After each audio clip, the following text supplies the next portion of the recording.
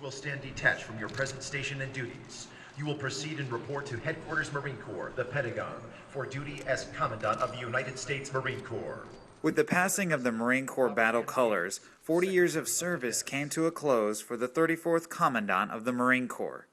He led during a historic period for the Corps. For the entire time that I've been the Commandant, we've been at war. Initially 2 wars, and now almost exclusively in Afghanistan. So I think the #1 priority has always been to win these conflicts and provide for the Marines at the point of the spear. He says it was during his time as the 1st Marine Expeditionary Force commander during 2 tours in Iraq that prepped him the most. I had never, previous to that point, been in charge of such large formations. I think we had 90,000 people by the time we crossed the line into Iraq, coming out of Kuwait. But his confidence in Marines came much earlier. There is a particular Marine that told me we were going to have this kind of success in Iraq, quite frankly. It goes all the way back to my time as a division commander. A young corporal in a training evolution that night saw that 2 trucks were going to collide. Quick thinking, he pushed the driver out of the way. He hoisted an NROTC candidate into the truck, turned to face the vehicles, and he was crushed to death. Incredible act of heroism, even in peacetime. For the future, he says it's time to slim down. Post-Afghanistan, we're going to have to take a serious look at the weight of our equipment. We have grown very heavy.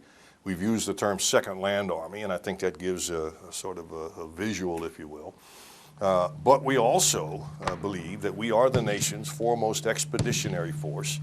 Our definition of expeditionary is fast, austere, and lethal. And you can't be those things if you're also heavy. Something needed for Afghanistan and Iraq. And it was during a recent flight to Iraq that sticks out most as he reflects on his time as Commandant. The day that we took off from Al-Assad airfield in Iraq, realizing that would be my last time in that country, and just reflecting back on all that had happened leading up to that point, all the great Marines and sailors that had been there, some number of which, 851, had given their lives.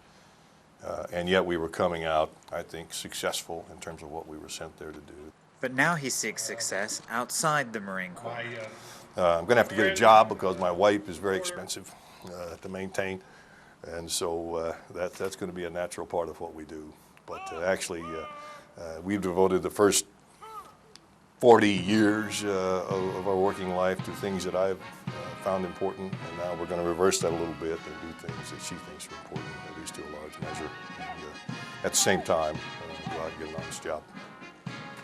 The equivalent to 10 enlistments have now gone, but it's not the Corps that he says he'll miss. It's been a wonderful experience. 40 years goes by very quickly, and I would quote an old assistant commandant when he was asked after 2 or 3 years, do you miss the Marine Corps?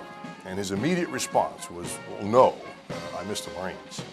And I think the one thing that I'm going to see in retirement as we finish this thing and close it out is that I will miss being around those great young men and women who are true patriots and American warriors who rush to the defense of the country.